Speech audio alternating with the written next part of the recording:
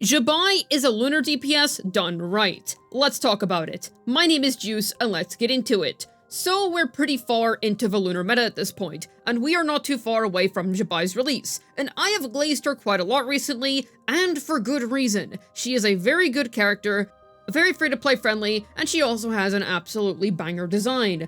So basically everything about this character is fine and dandy and very cool, but something I find really interesting about her is I think she is probably the first Lunar DPS that I feel like was really done right in a sense. I do feel like Flins was also pretty well made, but you can still make the argument that it's a shame that Inefa is still required if you want to reach his top potential. He is still extremely strong in his free-to-play friendly team, and you do not need Inefa in order for Flins to feel like a strong, competent character, but she definitely does help. I suppose in Flins' case, it's just nice because you're easily able to compensate by having C1. So in his case, it's not really as bad, whereas if Nafer... Okay then, alright, that is some needing llama right there. I'd say the Lunar DPS meta has been pretty rigid for the most part, because certain Lunar reaction teams are very much self-contained, and I would say that Jabai is like that as well, but I think the reason why Jabai works the best to me, in my opinion, is simply because her team does not require any dedicated 5 stars, and yet it still works very nicely. She does have niche characters in her team, such as Aluga for instance, and she also utilizes Goro quite well, but she doesn't require any particular 5 stars in order to reach her top potential. Now of course, I don't want to be misleading here. 4-star constellations are an absolute freaking menace. But the main saving grace here is the fact that Aluga is pretty good at C0 as well. You don't really require constellations in order for him to be a good unit for Jabai, and he is still best in slot at C0, and I doubt that he's going to feel too bad to use down there. He's definitely going to be better at C6, but it's not going to be some astronomically unusable unit if you don't have copies of him. He'll certainly be better with copies, but they're not necessary. I just wanted to make that clear, because I do not want to sit here and say, wow, what a free-to-play friendly unit, and then you need all the 4-star constellations in order for the character to actually be good. But no, that is not the case, so don't worry about that. Though I will say having at least C1 and C2 on Aluga is pretty nice though. In any case, the Lunar meta has been pretty interesting to me, because not only was the Archon release slot of this year a character that just isn't really integral to any of her teams. Columbine is a very good unit, don't get me wrong, but she's just not integral to any particular Lunar team. But all around, most 5 stars released with some kind of dedicated support that really helped them realize their full potential. Now it's nice that with Flins, like I said before, you can just get a C1 and then you're honestly fine, and because of the recent Hexarai buffs, his free-to-play friendly team got even stronger recently. But Nafer has no such benefits, and I feel like Nafer definitely highlights the biggest flaws with this type of archetype. I find Flins is alright because he is still completely fine if you have him at a free-to-play friendly investment level, and he's honestly still quite strong at that level. But Nafer without Lauma is just not a character, man. She misses out on so much of her potential. And unlike Flins, constellations do not save her as efficiently. So I would say she really highlights the biggest flaws with this type of archetype. Flins was just blessed with a really good C1, and even at C0 his free-to-play team is just really good, whereas Nafer misses out on a whole lot more by not having Lauma by her side. So I suppose it's a little harsh for me to say that Jabai is the only Lunar DPS that was done quote-unquote right, because I do honestly think that Flins was handled pretty well, and I still to this day think that Flins is fine. And if anything, he's more than fine. He's honestly really strong, and even at a budget level, you're still going to be impressed with him. So all around, I feel like he is not as bad, and Nafer is more of a character that is the target of this criticism, because she is very much a case of what happens when you don't have a particular 5-star, and then you just completely fall off in performance. I would say the case of Nafer and Llama is very reminiscent of that, of Skirk and Escoffier. If you did not pull for the Cryo Chef, then your Skirk is next to unusable. And okay, that's a little bit harsh, you can probably still clear, but you are definitely going to be missing out on a large chunk of performance that you could otherwise be having if you did have the Fontanian Chef. And another thing that I should point out is that constellations don't save Skirk either. You basically need Escoffier, or you are going to be missing out on a crap ton of performance. Jabai is just in a really nice position because she just doesn't require anything specific in order to be good. She basically has the same benefit as Flins, where she has a really good 4-star team, but the main difference is that her niche support is just a 4-star on her banner.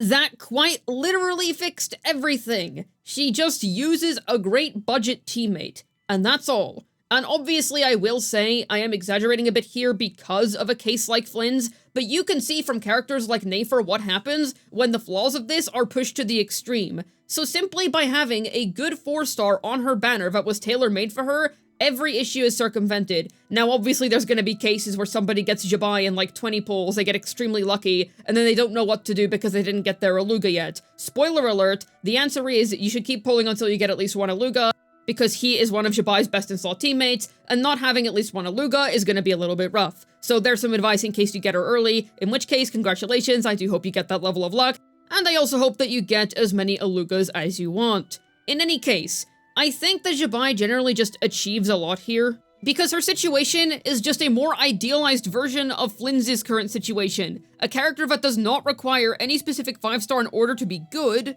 while still achieving stellar performance. It's just that in her position, there is no Inefa. And you can get Columbina to improve your Jabai and give her her own premium best in slot team, that much is true, but that character is non-essential, and you basically only get that character if you're looking for Lunar best in slot, or if you're looking to play 2 Lunar teams on either side of the Abyss. Otherwise, you can safely skip that unit. So all around, you don't get punished for skipping a specific character, and I think that's very nice. Now, I will say, it would be a little silly to act like Lunar DPSs were the first characters to be like this. Kinich, all the way back in Notland, definitely benefited a lot more from having Emily in his team, as opposed to not having Emily in his team. It's not like this is the first time ever we've seen a 5-star request having another specific 5-star in their team. This is nothing new, we have seen it before, and Skirk is another recent example of a DPS that did that. So it's not like this is some new bizarre concept that we have literally never seen before,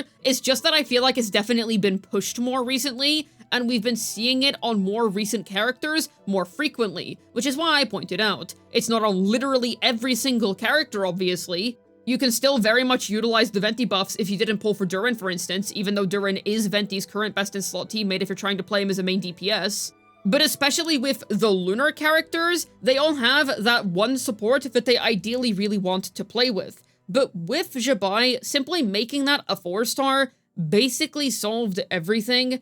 But I will say, it's a little bit insane how much of a value package she is. I think it would have been fine if she was just like Flynn's, where, yes, this character is very good and valuable as a free-to-play character, but if you get her premium team, it is a big jump up. And while that is very much the case, damn, they really gave this character the full package when it came to being a budget option, huh? Harbinger of Dawn, and a full 4-star team that you can easily use with her. Wow, they really didn't hold back here. And I will say that it's basically the same with Flynn's. It's just the difference is that there's no Inefa looming over Jabai to make it feel like you're missing out on something. And more often than not, when we do get a character like Skirk, or even just a character in general that likes to use another 5-star character, and it's a really big boost to them, people don't particularly like that. It is usually called out, and people aren't the biggest fan of a character that requires another unit in order to perform to any respectable degree. That's generally not a good thing, and most people don't like that. Now, I'm sure there's gonna be people out there that just generally don't mind, and they'll just wait it out, get that unit on their rerun, etc. But usually reruns for those kinds of characters in Genshin can take a while, so it's not unlikely that you pull for a DPS and then you have to wait months until you're able to get that character's best in slot support, so that you can then reach that DPS's full potential. The nice thing with Jabai, and I would say a big thing about Jabai, is that if she ever does get a 5-star support, which I just don't think is realistic because she's already so strong as is, the DPS came out first. Because we got the DPS first, the support will be designed afterwards, and it will be balanced around her current damage. It means that right now, she is already super strong as is, nobody feels like they missed out on anything, and then whenever the eventual premium 5-star support comes out, it's probably going to be more balanced, so it's not going to be some astronomically ridiculous increase, but it's still probably going to be good, and it's going to be a nice avenue for people that really care about Jabai and want to see her do even better. while also not feeling like a necessity in order to have a character access modern good damage standards. Now, ultimately, I will say the title of this video is a bit harsh, because I do believe that Flins was also done very well. It's mostly just Nafer that I have beef with in terms of kit design and such. But I feel like for a Lunar DPS, it really proves how simply making their dedicated teammate a 4-star character, and by releasing the DPS character first, you just get an infinitely better deal and you don't really feel like you're missing out on anything. So all around, I think this is definitely probably the most well-designed Lunar DPS if we're just talking about purely kit design. Now I will say, like I already said multiple times now, I do still think Flins' design is not that bad. But even so, characters like Nafer do exist, therefore I do want to praise Jabai for being a character and for being designed the way she is. Hopefully this video was able to tell you why Jabai is a Lunar DPS done right. This has been Juice, signing out, and man is it a shame that they had to drop such a banger of a character right before Varka. Shame that I'm gonna have to skip her for now, but she will be obtained on a rerun, I guarantee that.